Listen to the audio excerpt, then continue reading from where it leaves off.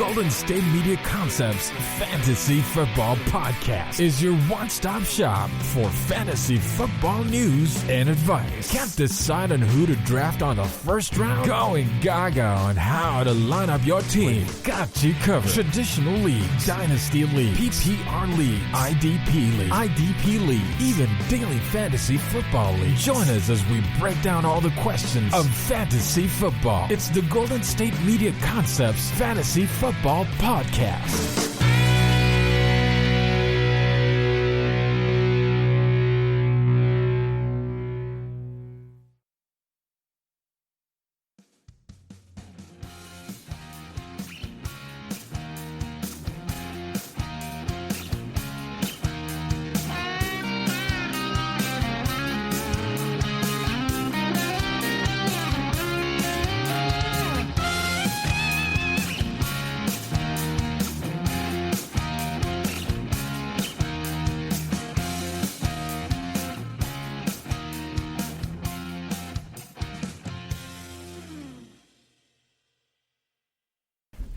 What up?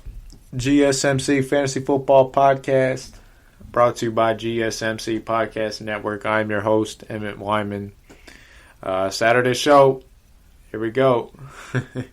You guys, man, what are we in, week 9, week 10, week 11, the playoffs? Going to be playoffs or fantasy tomorrow, that's all I know. And I bet you some of you guys out there who picked David Johnson, like myself, he might not see the playoffs. And, it happens. It's been a really injury-riddled season. It's been a really bad season, just bad year, bad season in general. A lot of superstars on my team got hurt. Barkley, picked first overall, picked Barkley. That kind of put me behind the 8 ball. Picking David Johnson, as I just read, he's going to IR. That's really, we're going to talk about, potential replacements for him later. But, man, that is a blow for David Johnson owners. Don't know where to go from here, but we'll see. Want to get into some other stuff today, guys. We got, we did last episode, I should say, we did the mid-season studs and duds. This week we're going to do, it's the same week. This episode, I should say, we're going to do starts and sits. We're going to get into the weekly rankings, obviously, in the final segment. Take a chance on me. I only got one guy I can think of for that. Probably I've been saying this guy's name forever, so he ain't a secret. But we'll take a chance on me in the third segment. DFS lineup. And we'll get out the betting picks for this weekend. But guys, let's get into, man, just the state of where we are right now in the season. So I have a lot of people that ask me, should I start this guy I picked up 2 weeks ago off waivers, off the guy I drafted high, whether it be Amari Cooper and Adam Thielen. Montgomery, David Johnson, whoever, right? Just a guy who you drafted in the top 40 that you thought was going to be a start every single week, and it turns out he really hasn't been. I'm going to just tell you like this, guys. You got to know who your players are, all right? Who's your reliable players? I'm not really against the idea of, picking up guys off waivers and starting them, but just know you're rolling dice when you're doing stuff like that. You better have done your homework with the matchups. You better look to see, if it's a receiver, you better hope the corner that he's going to be following him around all game is just pure garbage. If you're picking up a running back and starting him, you better hope that the defense doesn't bother to defend the run, especially in the red zone where that running back's going to get goal line work. And I don't think a lot of you guys, I had someone, and I'm just ranting for now, but, I had someone tell me, why are you always talking about goal line? What's the... Guys, like, do you realize goal line is everything? If it's not everything, it's like 60% of the running back's points.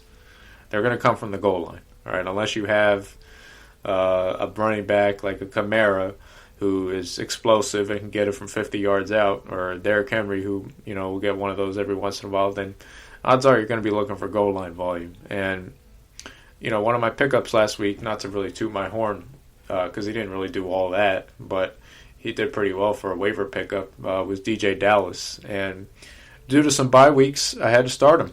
And, he was, yards per carry wasn't pretty blah. They were getting him on the field, the Seahawks. He had a lot of volume. But when it came down to it, he just wasn't really getting much with it. And, they were down big in the game. So I'm like, they're not going to really run the ball. They're going to do it on first, second down, maybe once every other like 3 or 4 plays just to, get some balance and mix it up. But, they're not going to be a run first when they're down 10 points. It don't make no sense. But, they come driving down the field. I forget which drive it was, but they came driving down the field, getting to the 30, then cross midfield to 40, then a big play up to the 20, and then you're inside the 10. And I go, third quarter, this is a good time to run the ball. What do you know? They get down on a passing play. I think it was either a tight end or Lockett. Point is, he gets tackled at the 1 yard line. What do you think the first thing I'm thinking of when that guy gets tackled at the 1? Here's my opportunity. All right? I had to start. I don't think I said this, but I had to start DJ because I had some guys on bye. So, and I say that because that's really the only reason I'm starting him. I wasn't really starting him because he was a max play or a play that I had to play, or a player I had to play. Excuse me, because I liked him a lot. I mean, I had to play him because the matchup was good and he was a bye fill-in. So anyway, the point is, he trusts right into the game, like 2nd and 1. They give him the ball. The worst thing, my pet peeve, is when they give him the goal line touch and he doesn't get it in. Like, come on, man. Like, get just everything you got. Come on, that's your one run you're going to get. Might as well get a touchdown out of it. So he comes in, they stuff him. I go, they're gonna tell him to go back to the sideline. What do you know, Coach Pete, man? He's got him on his fantasy team too. He calls the same play and then boom, rams him in there, gets the 1 yard touchdown and ends up getting us like 10, 11 points, which is pretty solid for a waiver wire pickup. I'll take that all day. And what do you know? I mean, there's your guy. I guess we'll talk about receiver, because last week I also had Marvin Wilson. I'm thinking too much college. Marvin Jones from the Detroit Lions. And I said, if you're going to have a receiver, you better make sure the corner stinks. Well, they were playing Minnesota. Minnesota's got a bunch of kids at corner. So, do they stink? Right now they do, but they don't understand how to really play the game at the highest levels. So, they're kind of expected to stink. So, it's not really a shot at Minnesota. But, point is, Marvin Jones ain't really seeing the ball throughout the whole game. And, I took that risk, again, having to start him because I had Julio Jones and another player on bye. So I go, all right, he's not seeing the ball. They're giving it to Hawkinson. They even gave it to freaking Danny Amendola still out there catching passes. Danny, you would have thought Danny, retired and got into modeling by now, but no. The guy's still out there catching passes from the freaking Lions. I don't know why you picked that team out of all the other teams. Guess the Patriots didn't want him back, but they need him back because they got no damn receivers. But anyway, so they're throwing to Hawkinson, they're throwing to Amendola. It's not going your way if you're a Marvin Jones owner. So I go, let me turn this game off. And what do you know? I turned the game off, and I checked the score about 10 minutes later on the regular game cast, and I saw the Lions scored. I'm like, whatever. And then I didn't even realize that player that scored was Marvin Jones. And then I go to my fantasy app and I check and I have more points. I'm like, who scored? And, that's always the best feeling when you open your fantasy score and you realize you had more points than you did before. It's like, how'd you get those? It's the best investigation ever. But what do you know? It said Marvin Jones, 1 reception, 15 yards, a touchdown. I said, I got to see this play, see if it was anything impressive. And then I turn on the highlight tape. Literally gets open on a crossing route, and the corner basically tries to tackle him by the shoelaces and misses, walks right into the end zone. So a touchdown that I could have gotten, but still, it's points, so we'll take it.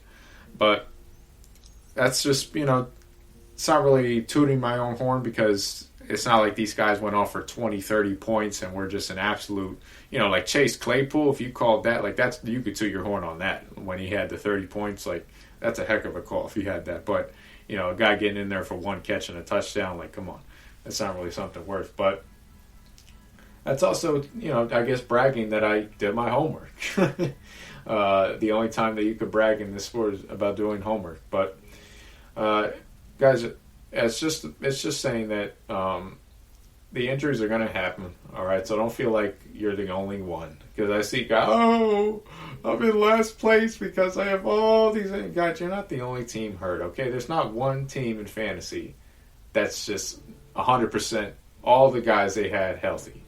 It's rare. It's almost, I don't think there's one team ever this season that's had that.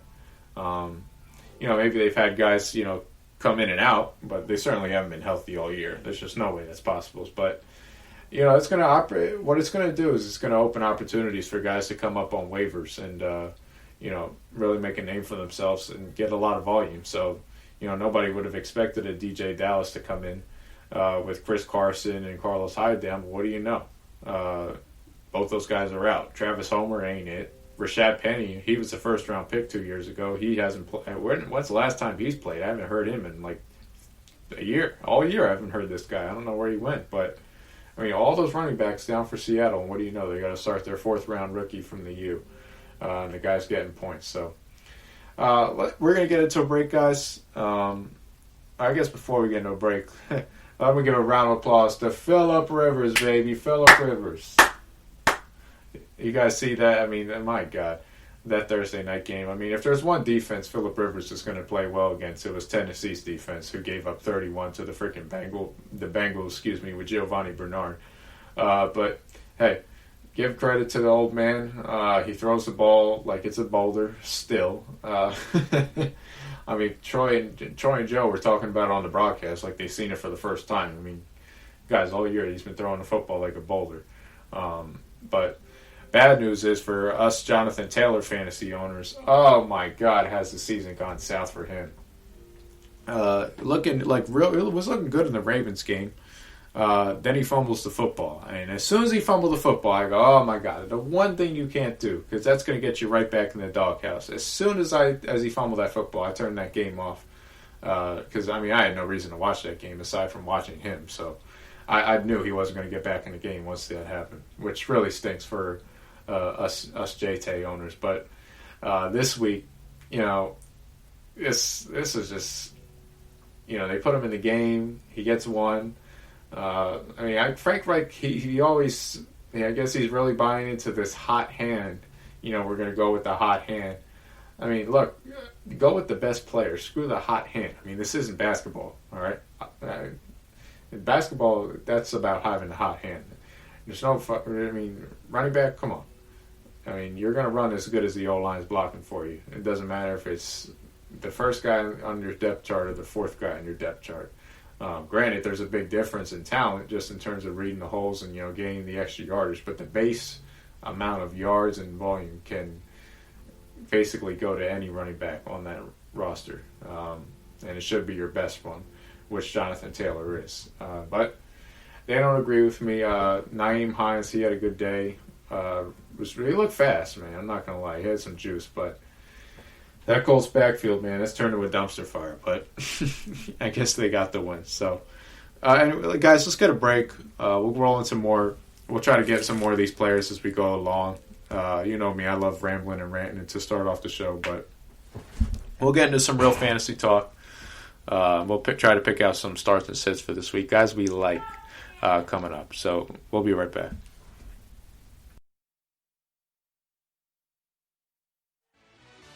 Are you looking for the very best NFL and college football podcast? Then check out the GSMC Football Podcast. Get the latest football news both on and off the field. From the NFL Draft to trades to the rumor mill to the NFL Combines. They got you covered. That's GSMCpodcast.com/football-podcast. Get updates on college rivalries, game day insights, and much, much more. It's football talk the way you want it. This show eats, sleeps, and breathes football. Don't Don't forget to like them on Facebook and follow them on Twitter. Visit gsmcpodcast.com for more info.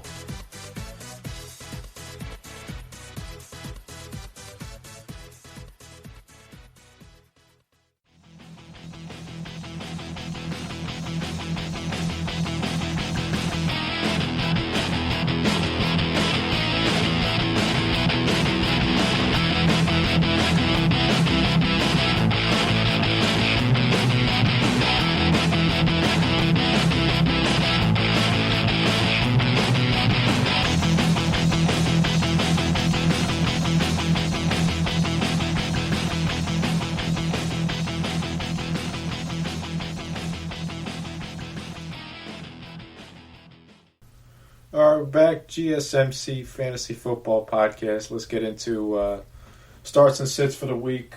All the positions, the quarterbacks, the running backs, the receivers, the tight ends. All right, you guys know the drill.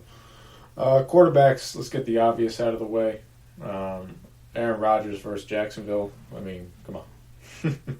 Jacksonville, I mean, that might be a great play to just take on the spread. I mean, Jacksonville, they play no D whatsoever. The last quarterback they want to face is Aaron Rodgers. Number 2, Kyler Murray. The only reason Kyler Murray isn't number 1 is because Aaron Rodgers has a great matchup. If Aaron Rodgers wasn't facing one of the worst defenses in the league, then he'd probably be down in the 5 or 6 category, and Kyler Murray would be number 1. But Kyler Murray, I mean, look, make no mistake about it, he was outstanding last week. I think his best game fantasy-wise, he had... Aside from that Seattle game, he had at least 3 passing touchdowns. He had a running touchdown. He had over 100 yards on the ground. He had over 300 yards through the air. I mean, guys, like, if you have that guy on your team, you're freaking cleaning up. All right? The only way you're not cleaning up is if, you're like me and you don't have the Saquon, the David Johnson, etc., and your team is depleted. Then you're probably not cleaning up. But, I mean, if you pick this guy in the 8th, 7th, 6th round, you have to be at least in the top half of your league, if not in the playoff hunt. Number 3, Russell Wilson versus the Rams. The Rams are actually they're a familiar matchup for Russell Wilson, but they actually give him a pretty tough time, which would be my only worry. Looking back at it now, there has been, I remember that game last year, that Thursday night was a spectacular game. It was last year. Russell Wilson was outstanding versus the Rams on prime time. Look, does that mean you sit Russell Wilson? No. Gosh, you got to start Russell Wilson every week. He's an obvious start.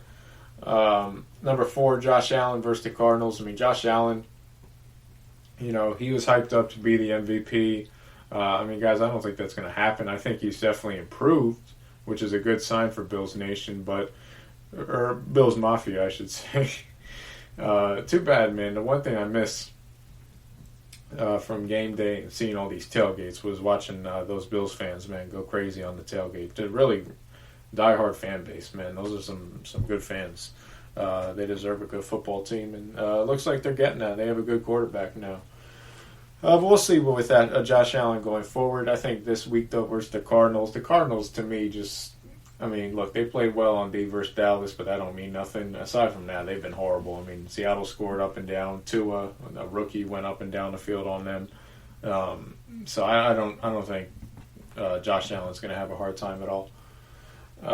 Jared Goff, look, as much as I don't want to start him, he's definitely a start when he's playing Seattle's D. Seattle's D doesn't really give anybody problems. It's definitely not going to give Sean McVay any problems. I think McVay will make this game easy for Goff. He's going to have it to where, Goff just needs to check the runners.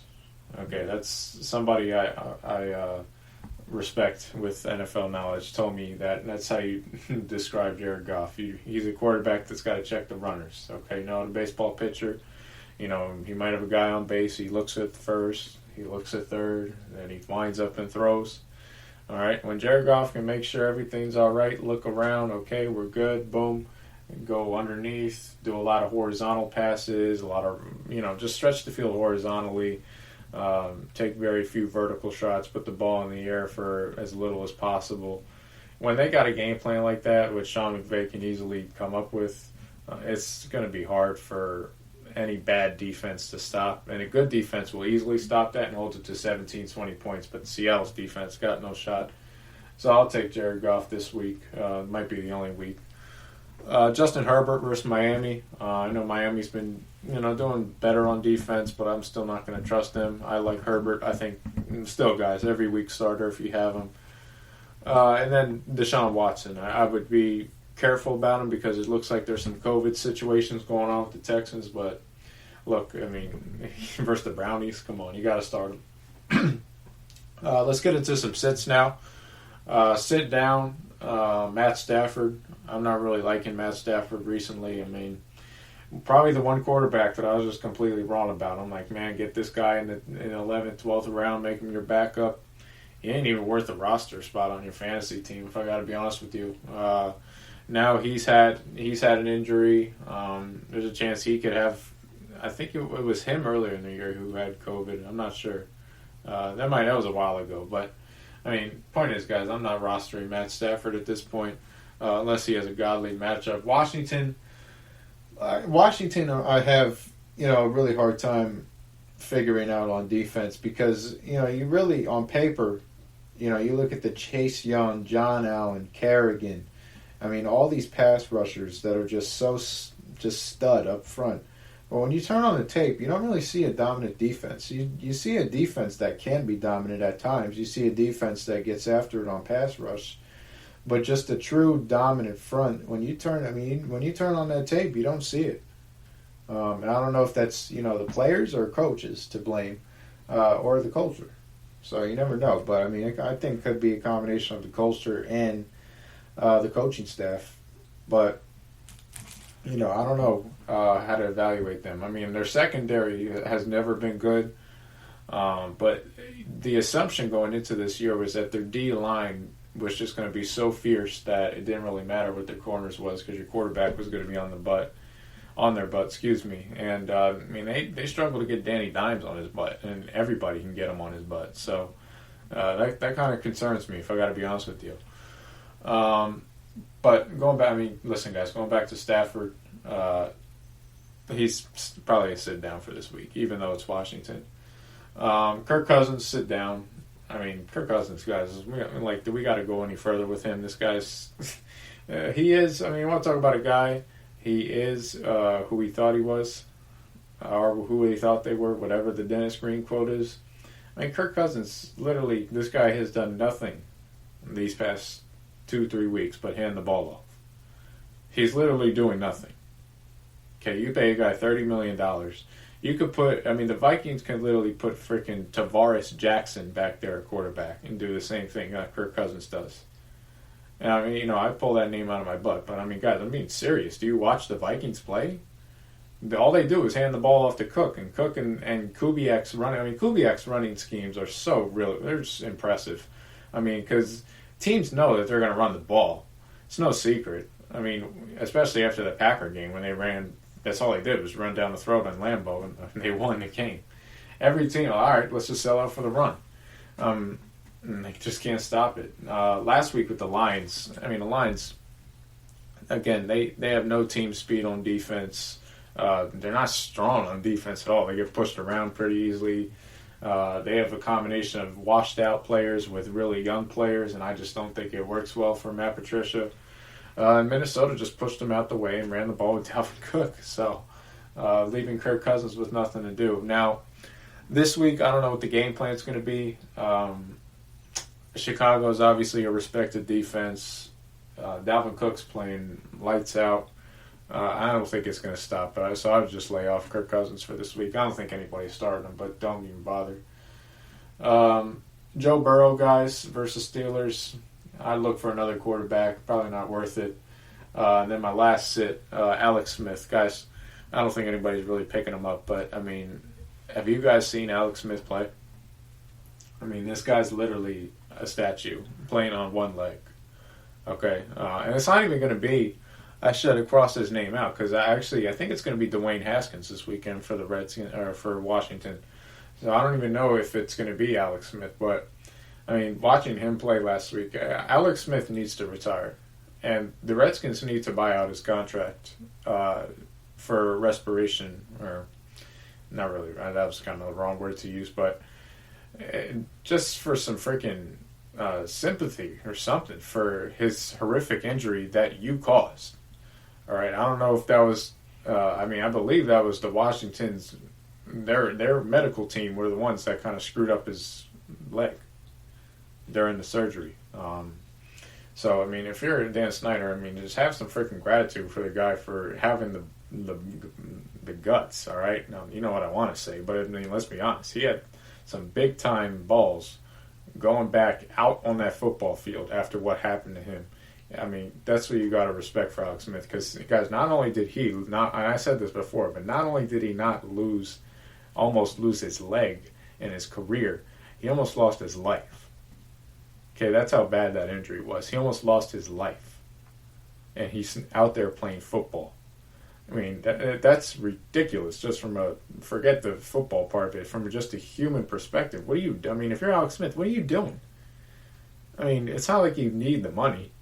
Okay, you made, like 3 max contracts in your life? Washington paid you $50 million guaranteed. It's not like you don't have money. Bro, take your check, go home. Why are you risking your body for the Washington football team that don't give a crap about you? And their offense is freaking horrible.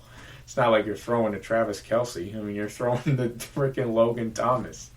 I mean, it's ridiculous. But it just shows how, how bad Washington is, just their culture and everything surrounding that organization. And honestly, it shows how pathetic Dwayne Haskins is. But anyway, let's get into running backs, starts and sits. I like Aaron Jones this week, of course, versus Jacksonville. I mean, if I got to pick a player with the best matchup, my God, it's probably got to be him. I mean, Jacksonville's not going to defend the run because they're not strong enough. I mean, they just have a bunch of young guys up front that get pushed easy.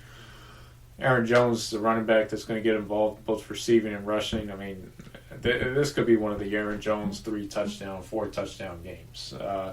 Just the way it rolls. Number 2, Alvin Kamara. Obvious. You start him every week. Dalvin Cook, obvious. Start every week. Nick Chubb looks like he's going to come back, and if you Nick Chubb owners, I mean, congrats. This is your week. You got to fire him up immediately because it wasn't looking good before that, if I got to be honest with you.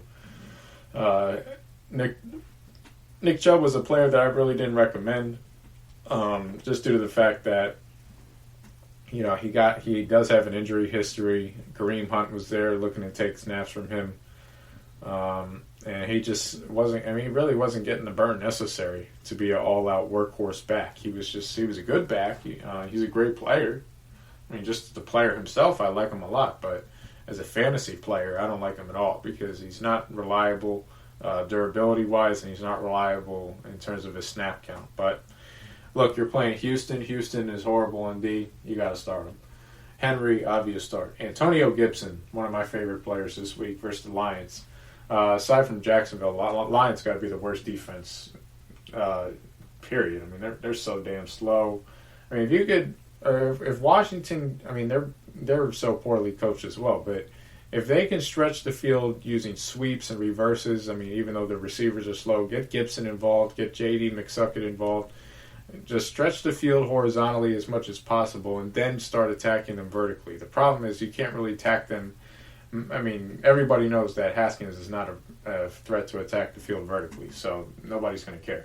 But horizontally, you got to get Gibson and they got to get McKissick going as much as possible. Honestly, they ought to just rotate him and run the ball every play. That's how bad the Lions are. I mean, that's all that Minnesota did last week. They literally said, all right, Dalvin, once you're out, Alexander Madison come in the game, get a few reps. All right, you're out. I mean, Adrian Peters, you guys see the look on his face? He's like, damn, they had coaches like these? I mean, they had freaking Mr. Noodle as the coach when AP was there. But, I mean, look at the way Kubiak is running that offense compared to what they're doing in Washington. It's freaking night and day. So, I'm just saying that's a game plan that they should use. I'm not guaranteeing that the Redskins are going to implement that same game plan because they don't have the same brain power. They got I don't even know who their offensive coordinator is. I think it's North Turner's son, actually, that I remember, because he was with Ron in Carolina. So he's a young coach, but a young coach with no quarterback usually means a terrible offense. Something you should note. Last start of the week, though, before we get into stats, James Robinson, he's an every week start. If there's one surprise from this season, it's how good that guy is. Because guys, I promise you, all right, I swear to know every player. I claim to know all the info and this and that, but I'm telling you right now, I didn't know. If you asked me on August 20th who James Robinson was, what college, I wouldn't have even told you who he was. I don't even know his name. When I saw him, I think the first time I watched him play was on that Thursday night game. I was impressed, man. And then I looked him up, and I'm like, well, give me some research on this guy. Where is he from? I forgot the college he went to, but I said why he wasn't picked in the draft. I mean, he can't be this good and not get picked. And then I go to the 40 time. He ran a slow 40, a 4.6. So everybody, with their stopwatches are looking at that and saying, oh, man, it's a slow running back. We can't have that. Well, there's the truth about, the 40 times with the running backs. It don't matter, all right? 40s only really matter with receiver, corner, and probably safety, and that's about it, honestly. Really, it's just a receiver and corner measurement. Because think about it, if you're a running back, you might be explosive, but when you get the ball, you're not going to go blazing up the middle without anybody touching you, unless you're playing the Cowboys D. I mean, if you're getting the ball handed off to you, you got about 3 dudes in your face. Big 300-pound dudes in your face. And you got to make a move, duck your shoulder. So a lot of it is about vision and instincts more than it is about straight line speed. Receivers and corners, a lot of it is around straight line speed. So that's why the 40 is relevant. But, I mean, guys, 40 is irrelevant. And I mean irrelevant with running backs. I promise you. It's not. I mean, you play Madden, it's relevant. That's why I think a lot of people think that 40 is so big, because it determines your speed. It don't, all right? It don't determine how good of a player you are. But, I mean, I just thought I'd share that because that was an interesting story I read on Robinson. But congrats to everyone that picked him up, because it was a great pickup. So let's go to some sit-downs. Sit down, the 49ers running backs, even though I like their matchup this week, I'm not... I do and I don't. I mean, it's the Saints. They're coming off a good performance, so I think they'll come back down to earth. But at the same time, I can't trust any of these guys. I mean, we trusted JaMychal Hasty for 1 week. The guy, nothing, absolutely nothing. You trust McKinnon, nothing. You trust Mostert, he gets hurt. You trust Jeff Wilson, nothing. I mean, you can't trust any of these guys. All right. I wish they used a high draft pick on a running back, because that guy would go right to my team, just like Jonathan Taylor. But aside from that, I mean, even still with Jonathan Taylor, they're not even using him properly. So it's like, who cares? These coaches are still caught up in their basketball hot hand theory, which makes no sense. But can't control it, right? So sit down DeAndre Swift. I mean, obviously John Taylor. He already played, but still sit him down. Sit down Swift. I mean, guys. Good front for Washington. So, I mean, they're probably going to take away the run game, force Stafford to beat him after that injury. I don't blame him, but I don't think Swift has a really good matchup, and the volume has just been horrible for Swift. I mean, I really don't think Swift is that bad of a player to where AP deserves more playing time than him. I really don't think that. Now, I thought AP deserved more playing time than Darius Geis, but, I mean, DeAndre Swift is way better than Darius Geis, and I think he cares a lot more about football. So that was interesting.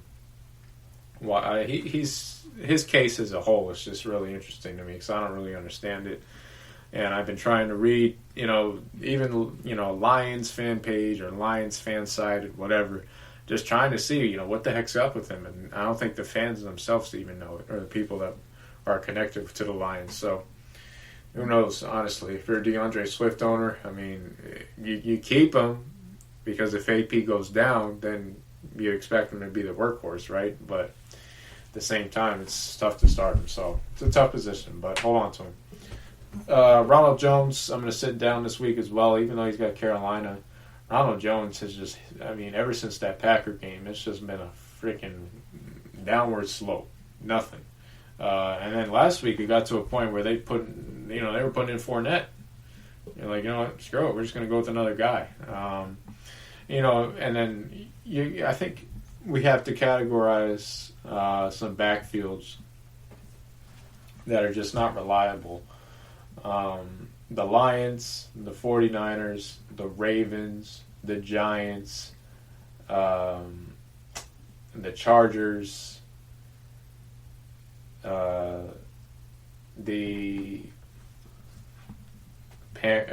Bucks, and I think that's all. I'm trying to think, but if you got running backs in those 5 backfields, just sit down because you can't trust any of those guys. If I got to be honest with you. Let's go to receivers. We spent enough time on backs. Devontae Adams, fire him up with all the confidence in the world. Will Fuller, I love Will Fuller this week. Will Fuller's a great play. I think he's just going to be. There's a COVID situation going on with the Texans. I didn't really read into it yet, just because it broke before I started recording. But you got to make sure that they're all good there, because that could totally have an impact on the game, just in terms of what players may not be playing. So, guys, make sure you check your phone on Sundays and Twitter and all that good stuff. Make sure you're up to them, because there could be some last-minute changes between now and then.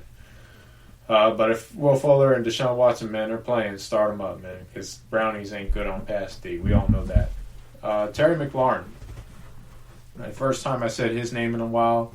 I know he's got Dwayne Haskins throwing him the ball, but I think this is, versus the Lions D, it don't matter if I'm throwing the ball.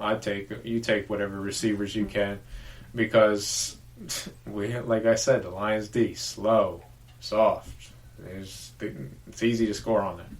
All right, I think even Dwayne might get a couple touchdowns. That's how bad they are. Cooper Kupp. Look, I got another guy that haven't been a fan of all year.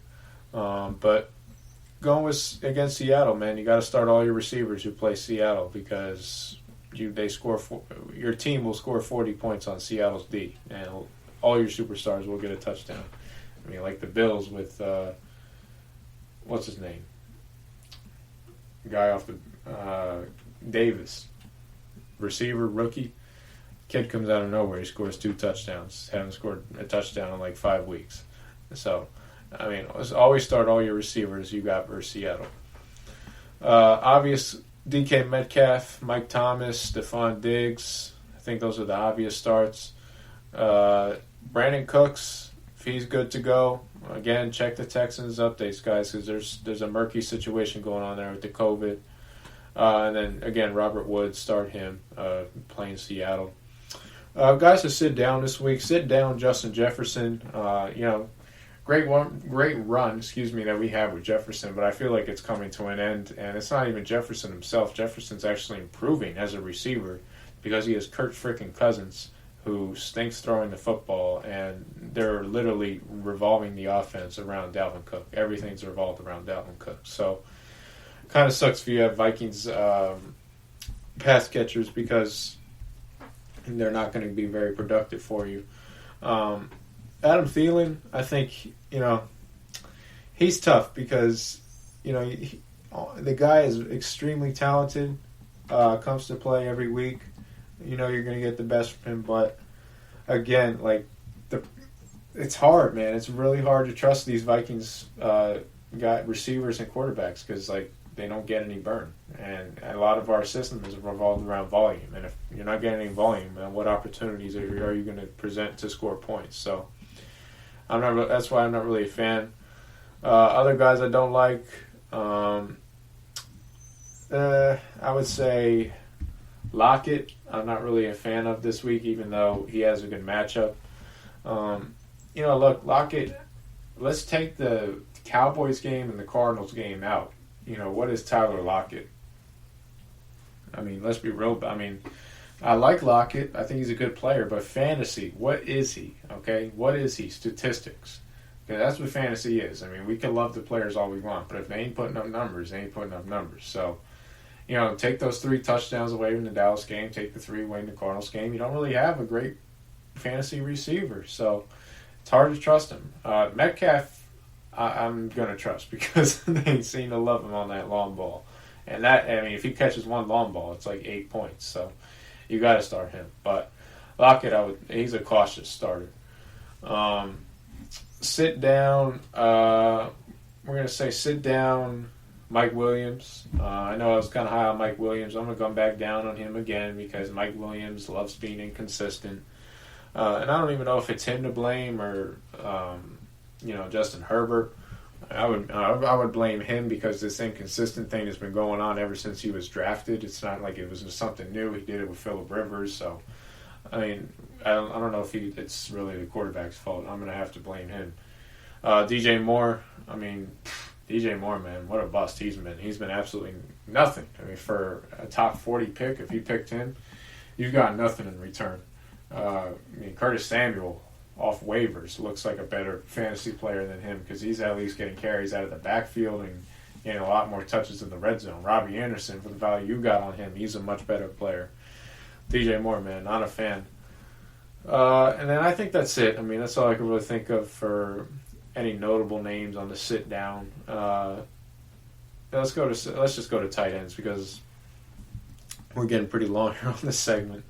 Darren Waller, he's my number one tight end this week. Finally got a touchdown last week versus the Chargers, but it was just with Waller, it's really painful because I think teams this year understand how good he is, so they're gonna have two on him on the time, and it's not like one of those double teams like they were doing with Megatron where they're putting two guys following him around. No, I mean like in his zone. They're going to have a linebacker specifically looking at him, and if he decides to run long, they're going to have that safety pick him up. So he's going to get open, but he's not going to be wide open like he was last year because nobody even knew who he was. So it's going to be interesting to see what his production is if he's the number one. But the thing that he has going for him is he has to have the most targets. He's getting 10-plus targets a game. And listen, for a tight end, guys, there ain't many of that. Aside from Travis Kelce, George Kittle, and probably T.J. Hawkinson, honestly, with the targets he's been getting since Galladay's been gone. There hasn't been any other tight ends like it, so I'm going to start Waller every single week, not look back. Hawkinson, check out the guys. Again, check my man Jay Glazer. Check the lines because it looks like Hawkinson was nicked up in practice this week. I doubt he misses the week, but again, I'm not the team doctor. You got to go check the Lions fan page, check their website. I mean, if you literally type in Lions.com and you go to their injury report, which is all public information. It's not like they're hiding this crap. I mean, they're trying to now, but they really can't. But all the injury practice reports are public, so check that out. But that's just a general basis. Your best bet, and I always say this, Twitter. All right, as much as I literally deleted Twitter this week. Not my account, just off my phone. I'm done. Like I don't want to listen. I don't want to look at it, listen to it, and I still check it, but. Check out the show that's built on the MMA. From the UFC to extreme cage fighting, they got the fights covered. Check out the GSMC MMA podcast. Get the latest news on past or upcoming fights. Join us as we talk to and about some of the biggest names in the MMA, past, present, and future. When it's the fight game, there's just one show to check out. GSMCpodcast.com/MMA-podcast. Don't forget to like them on Facebook and follow them on Twitter. Visit GSMCpodcast.com for more info.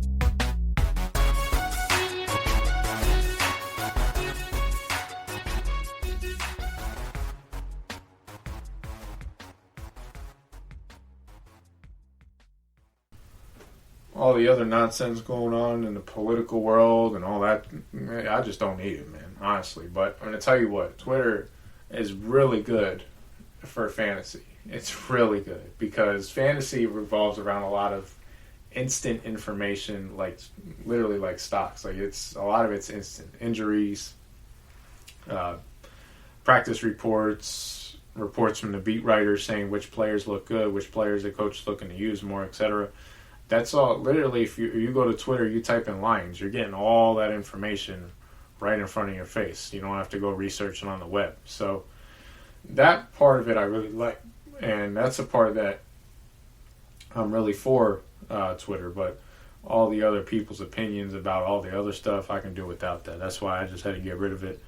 But I'm still up, man. It's not like I deleted the app, I should say. I didn't delete my account. So my account's still there. I'm still checking it. I'm still checking it daily. I'm just not checking it as much as I used to. So follow me, Emmet_Wyman22. Follow the podcast Twitter, GSMC_podcast. Other starts before we get into sits. Start up Dallas Goedert this week, guys, versus the Giants. I think this is a good week. He comes back from that back injury and puts up some big numbers. Zach Ertz isn't there. Do we trust Evan Ingram this week? I don't know. I'll ask my Giants buddy, and he'll tell me whether he's as a starter or a sit. I don't have him in any leagues, but I don't know if I trust him or not. Good matchup. I don't know. Guys to sit down this week. Joe New. Oh, Joe New. He did score a touchdown, but, I mean, man, Joe New was killing us. Noah Fant, man. Noah Fant, he's been really disappointing me because he was one of those guys, man. I'm saying pick him up late round for a backup tight end. You won't be disappointed. Week 1, week 2, I looked like a genius. He had 15 points each week. I mean, I was literally like, I'm just pumping my chest. Ever since then, this guy's been nothing. 3, 4, 2, 3, 5. I mean, nothing. Not even as good as Hawkinson. So I mean, not nowhere close to Hawkinson. So, man, at this point, he might even be a droppable player. And then another guy who's just been letting us down these past few weeks, Robert Tonyan Funyan. Is Robert Tonyan Funyan the guy that had the 1 week and everybody's trying to chase that 1 week? Could be. But we'll see. I think, Adams coming back really cut into his target share. And, especially let's think about that one game Robert Tonyan Funyan had. It was versus the freaking Falcons. So it's not like it's all that impressive. But anyway, that's all I got, guys. Defense, I'm going to have to say probably go with the Birds if that's the only streaming option. I guess a last-minute streaming option, I don't want to, but I would probably go with the Redskins. And it's just like, man, like, I look at it on paper, it's a great matchup. Like, they could kick the Lions up front. They can get to Stafford. Stafford is banged up. But I'm telling you, something like, it's got to either be, I think it's probably got to be the culture. And this is a whole other podcast, but I mean, the Washington is severely underperforming. I mean, it's not like on offense, they're nothing. And it's not like we expected them to be something. But we definitely expected a little bit of improvement from Haskins. He was so bad they had to bench him. But defensively, I mean, I'm telling you, when I watched them last week versus the Giants, I mean, they got home, they got some pressure. But, I mean, they really didn't show any dominance in that game whatsoever. Like when you look at them on paper, do you think, man, this team would roll the Giants? Man, they're going to bust their butts. It wasn't even close to happening like that. If anything, the Giants were busting their butts on defense more than Washington. So I don't know, but they're my last minute option. But I think my defense of the week is going to have to be the Birds. And it's because I'm still not trusting Danny Dimes. But anyway, guys, let's take a break. We'll come back. We're going to get into starts and sits. All right, we already did starts and sits. We're going to get into the take a chance on me. We'll do DFS lineup of the week, and then we'll do the lock of the week. Coming right up. All right, we're back. Let's finish up this pod, man. We're already 45 minutes in, if not longer. And it always happens. We can get carried away with starts and sits. I start talking about other stuff, and we lose track of time. But anyway, let's go DFS lineup real quick. Let's try to punch out a lineup. Last week we did I had some players that missed, but it's okay. We'll try to find some better ones that'll hit. Let's go quarterbacks. You guys know me. I usually go secure, but I always go cheap if there's a really good cheap option. I say for this week, I mean, honestly, I would go Jared Goff. And that's going to sound stupid, but Seattle's defense, after that, watching them last week versus Buffalo, I mean, we knew they were bad. It's no secret, but, like, bro, that was horrible. I mean, that was worse than the freaking what the Browns did to the Cowboys when they came in with all four running backs, the practice squad running backs. Remember that game? This game was like, dude, I mean, the Bills, after the first series, when they're like, all right, we're not going to run the ball, and they just said, we're just going to pass the ball every play. Seattle couldn't cover. They couldn't cover for one play. Every third down, the Bills converted. Every play they had to have, they got it. Every touchdown they had to have in the red zone, they got it. I mean, there was no defense at all. I mean, not from Jamal Adams, Carlos Dunlap, Bobby Wagner. None of them dudes, man.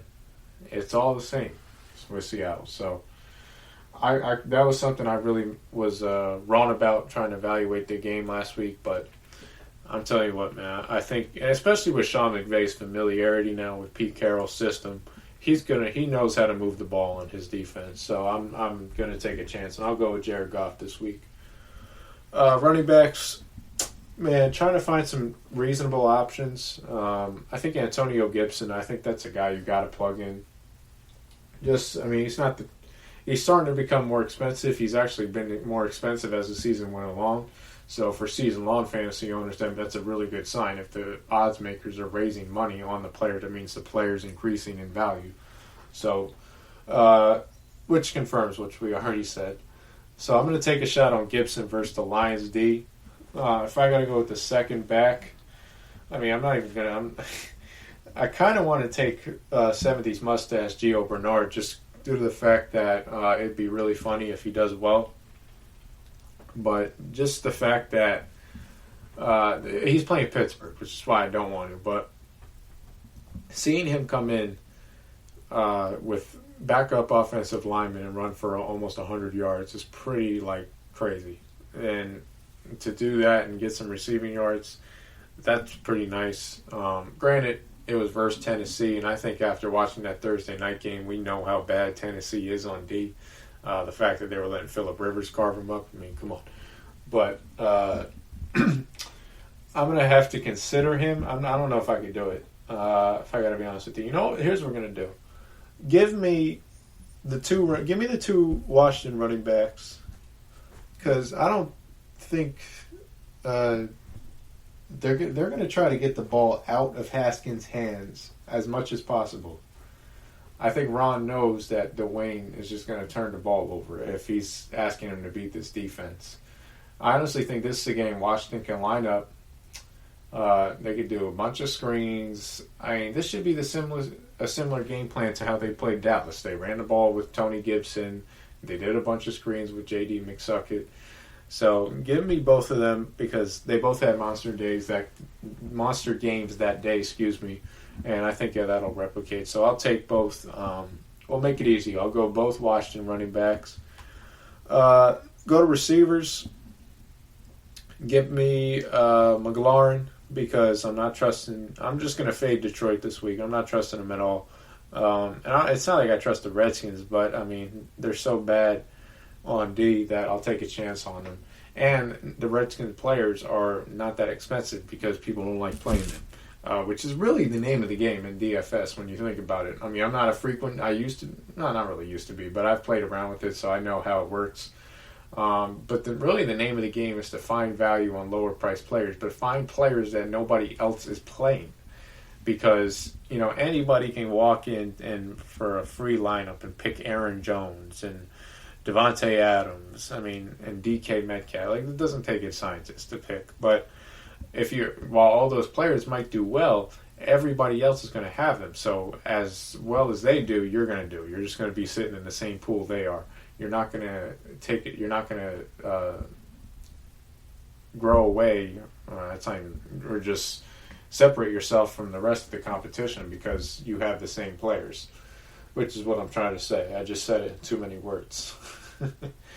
Let's go. Anyway, receivers, go McLaurin. Will Fuller, guys, if Will Fuller is healthy, you have to play him. I mean, if there's one week I love Will Fuller, man. I'm guaranteeing a touchdown for Will Fuller this week versus the Brownies. The Brownies got nobody to cover him. Nobody. And it'll probably be the same stat line as last week, if I'm going to be honest with you, just like Jacksonville. So anyway, let's go to tight ends. We've been going with Hockenson every week, but Hawkinson's banged up in practice, so I'm going to have to probably lean to Dallas Goedert instead this week. I'm going to go with him because he's probably not a highly popular option due to the fact that this is his first game in he played the Cowboys game barely, but this is real first full game in 6-7 games, so I'll take a shot with him. Kickers, who cares? Defense, Birds. And I think that's all, guys, if I got to be honest with you. Now let's go into Lock of the Week. Lock of the Week, man, this took a long time to go over. I had a few games in mind. I like the Cardinals at 1.5 versus the Bills. I think the Bills are sky high off that win last week, and I think they'll get woken up and slapped down with reality when they're going to play Arizona. Arizona's coming off a tough loss last week, so that's one of my favorite trends. Picking a team coming off a tough loss, going against a team that came off a big win, because usually the tides will turn. But I'm really liking Arizona. I got to be honest with you, I like the Giants at plus 3.5 because the Eagles are so bad. And the Giants should have won the last game versus the Eagles if it weren't for the Giants being the Giants. I mean, they literally should have won the game outright. So the fact that we're getting 3.5 would be nice. But the one play that's really sticking out to me to make is not only Packers playing the Jacksonville Jaguars just because Jacksonville's so bad, but man, the Houston Texans at plus 4 versus the Brownies. I mean, don't get me wrong, I know the Texans ain't that good, but I mean, the Brownies are bad, man. I mean, they are really bad. And how about the Ravens at 7? That's a really interesting game. That's a Sunday night game. I don't want to give the Lock of the Week out on a Sunday night game. Just because those usually don't turn out in the public's way, and I know everybody and their mama's going to be betting the Ravens. Seattle plus 2.5 is really interesting. Getting Seattle with Russell Wilson plus points is always a really good bet. If I got to be honest with you guys, man, I'm probably going to go Arizona. Give me them laying the 3 at home. Bills' defense ain't that good. Kyler Murray should be able to move the ball, get 30 points. Cardinals isn't as good either, but the Cardinals aren't as bad as Seattle. Seattle is really bad on D. At least the Cardinals can cover somewhat. They just can't really rush the quarterback. But again, Seattle couldn't have done that either. So I'm going to take Cardinals this week, laying the 1.5. I think it's up to 2 now. Screw it, we'll take it. Lock of the week. We got to hit this one because we've been ever since last week. We've been missing on 2 or 3 locks of the week, so they more turn into duds of the week. If I got to be honest with you. Anyway, take a chance on me. Take a chance on me.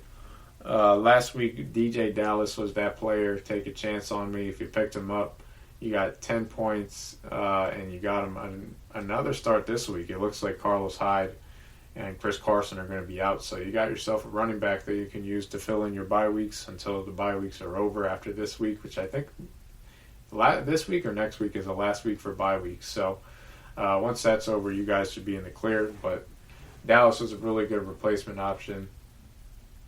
Alan Lazard, I really liked him. I think I gave him out as a take a chance on me a couple weeks ago. I think still a guy to hold on to, but again, they're not activating him, so it's like, so he might just be a hold on for deeper leagues. But take a chance on me this week.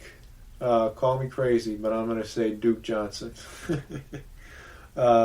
A lot of people picked him up. A lot of David Johnson owners picked him up. But I'm going to tell you what, Duke Johnson's going to get all the running back snaps. He was getting almost 30% of the snaps when David Johnson was in the game. Now that David Johnson is out the game, he's going to get all the snaps. The only guy that was competing with him for snaps last year was Carlos Hyde. Carlos Hyde obviously is a nothing. He's on to Seattle now. I can't name another running back in the Texans' backfield. I mean, they literally have nobody else. So I'm going to have to take Duke Johnson this week, take a chance on me, and ride out with him. Is probably claimed on some league. I think the David Johnson owners would be the only ones that claimed him. But if he's not, he's sitting out at 40%, I think 40% of waivers he's open on. So he's out there, scoop him up, guys. I don't know if he's an immediate starter, but the volume is crazy with him. I mean, he's getting 20 touches a game. Crazy volume. So stash him. David Johnson's on IR. You got a running back for the next 3 weeks. Let's go to break, guys. We're going to finish up weekly rankings, and then we'll get out of here. We've been in here for an hour, so stay tuned. We'll be right back. Check out the show built around the women of MMA. From the UFC to the extreme cage fighting, we got the fights covered. Listen. It's the Golden State Media Concepts Women's MMA Podcast. The latest news of upcoming fights, discussions of previous matches. Join us as we talk to and about the biggest names in women's mixed martial arts, past, present, and future. When it's the women's fight game, you know where to listen to. The Golden State Media Concepts Women's MMA Podcast.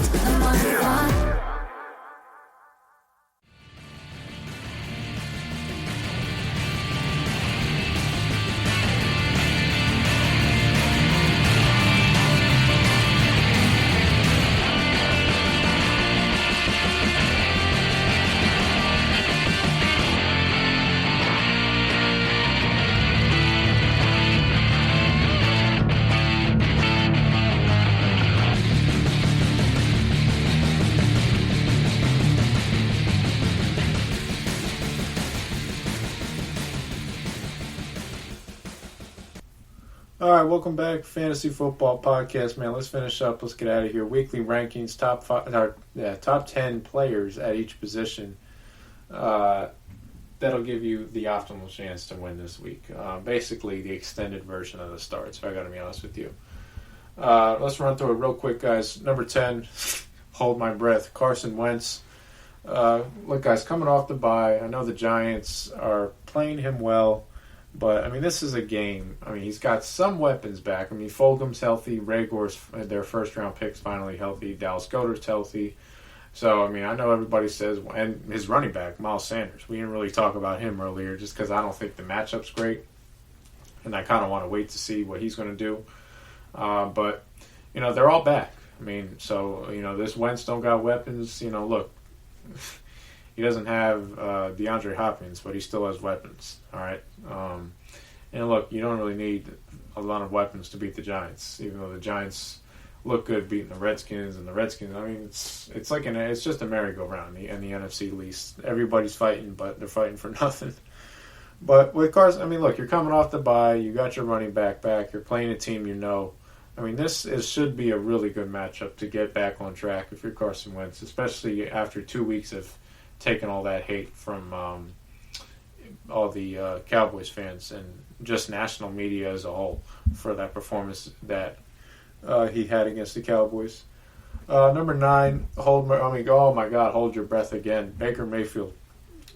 This is really, I put an asterisk by him because looks like there's some weather issues in Cleveland. There's going to be a lot of wind, so that could affect Mayfield, but look, Houston plays no D. I mean, we said this before. They're a team. They just don't play D. I mean, Jake the Snake came off the bench and was ripping passes. He was ripping passes, man. He's literally looked like Jared Goff coming off the bench. And it's not all, I know when I say that, it means he looks like he's bad. But, literally, he was throwing balls deep down the field, just like Jared Goff, throwing side passes just like Jared Goff. He was scared of pressure, just like Jared Goff. It was literally the same player, just $30 million cheaper. But the fact that they had him come off the bench and almost beat him means that they're really bad on D. Might be a good over spot, to be honest with you. Number 8, I'm going to go Tom Brady on a bounce-back game. Don't ever count out the GOAT on a bounce-back. I think it's a good opportunity for him versus Carolina. I know Carolina played tough versus Kansas City, but I think they'll come back down to earth this week. Number 7, Watson. Again, check the weather, check the Texans' COVID, man. Cross your fingers. But the matchup is great, so there's no questions about that. Number 6, Justin Herbert. Herbert should be higher, but, I'm going to have to put some other guys ahead of him just because I think they got better matchups. This is going to be an important game for Herbert. He's going against his rookie, that was picked before him, Tua. I think he's going to come in with the chip on his shoulder, and I expect him to deliver. Number 5, Jared Goff. The guy we put on the DFS. The only reason we're putting him up there, Seattle D. You guys know. Number 4, I'm going to go Josh Allen versus the Cardinals. Josh Allen, this is going to be the MVP Josh Allen this week, just like the one we saw last week. Number 3, Russell Wilson versus the Rams. I think he would be number 1 if it was an even better matchup. Number 2, Kyler Murray. Another guy should be number 1. And then number 1, the bad man Aaron Rodgers playing Jacksonville. Running backs, I'm going to go number 10. Probably, I want to go J.D. McSuckett just because I think it's a great matchup, but I don't think the volume is going to be enough for a top 10. So I'll go Josh Jacobs versus the Broncos. Hasn't been good recently. He's got to pick it up if he wants to get back to that dominance that he had earlier in the season, but I still think there's opportunity for him. Number 9, James Conner. James Conner didn't really have a good week last week, but I think, being back at home versus Cincinnati, it's a good turnaround spot for him, especially with the type of volume that he'll get if Pittsburgh's blowing him out. Number 8, Miles Sanders. Look, I just said the matchup isn't as good to where I really make him a great start, but it's the Giants. He's healthy. He's back. So the numbers are good enough to definitely start him. But when I say, like I explained this before, when I say start as in start and sit, I say start because the matchup is great. The matchup might not be great for Sanders, but he's probably still a start player because he's going to get the volume. All right, so when you get that type of volume, the 16 carries, the 5-8 receptions a game, you're worth the start. Number 7, James Robinson versus the Packers. The only thing with Robinson is he's probably going to be losing in the game, and that's nothing he can control. So that's why I think his numbers will be down compared to where they were before. But the matchup is spectacular for him because the Packers don't play any run D. Number 6, Antonio Gibson versus the Lions. We already covered that. Great matchup this week. Number 5, Derrick Henry versus the Colts, who you already played. Not the King Henry, but he did okay. Number 4, Nick Chubb versus Houston. If all's good with him, that's a great play this week. We all know Houston, no D. Number 3, Dalvin Cook, who's been a beast. Number 2, Kamara, who's been a beast. And then my number 1 is obviously Aaron Jones playing Jacksonville. No surprises there. Let's go to receivers. All right, number 10. Probably going to have to go with Robinson versus the Vikings. The Vikings, they just don't bother to play past D unless you're the Lions and you stink. Then, or I should say, they patched it up. Let's put it, they band-aided. That's a good word. Mike Zimmer band-aided that pass defense, and I think the band-aid is starting to wear off. Worked real well versus the Packers. It worked pretty well versus the Lions. Those are divisional opponents. Chicago is one too. But I think this is the only exception for Chicago is Allen Robinson. So I'm going to start him every single week. Number 9, Michael Thomas. I think Michael Thomas is going to return to that always start once he starts filling up the stat sheet. I'll take a chance on him versus the Niners. Number 8, Richard Sherman's a podcaster now, so at least I know when to cover him, right? Number 8, Stephon Diggs versus the Cardinals. That's a great matchup, great volume, everything I like about that. Number 7, I actually put Brandon Cooks because Browns don't cover. Watson's going to throw the ball 40 times a game. Either him or Fuller are going to get a touchdown. I think it's Fuller, but Cooks is still worth a start because the Browns secondary is so bad. Number 6, Robert Woods. Seattle's so bad on D that you got to start every Rams player this week on receivers. Number 5, DK Metcalf, which has been an absolute beast. That's an obvious start. Number 4, Cooper Kupp. Again, same thing with Robert Woods. He's playing Seattle's D. Everybody's going to do well. Number 3, Terry McLaurin. Terry McLaurin's a player you got to really respect the talent because, man, if he was in that Chiefs offense, oh my God, you might see a superstar. You might see a 1,500-yard-a-year receiver. That's how good he is. But, I mean, man, ever since they went to Allen, it looked like he was doing really well. I don't know how he's going to do with Haskins. Granted, they were teammates in college, so you think, oh, the rapport's there. But, I mean, man, Haskins is so bad that I don't even know if the ball's going to get his way. But I think it will this week versus the Lions, who are just piss poor. 2, obviously, Will Fuller. And number 1, obviously, Devontae Adams. Tight ends, and we'll wrap it up. Number 10, made fun of this guy, but Logan Thomas. The only reason why? It's the Lions. Number 9, Mark Andrews. Man, Mark Andrews, where you been, dude? 2 catches or 21 yards versus the Patriots last season. That's why he's lower on my list. He doesn't have a good history versus his team. Hasn't been good recently, but he's like an ugly start. Number 8, Austin Hooper versus Houston. I love the matchup. Houston isn't great against tight ends. Austin Hooper's coming off an injury, so I think he's going to want to prove himself. OBJ's out. Just going to be more targets. So I think it's a good matchup for Hooper. Number 7, Jimmy Graham, man. Jimmy Graham, they're still using him. They're still throwing him the ball. They're still looking for any way possible to get that offense going in Chicago. Not saying that he's it, but he's definitely going to get a lot of targets versus the Vikings, who are very soft on D.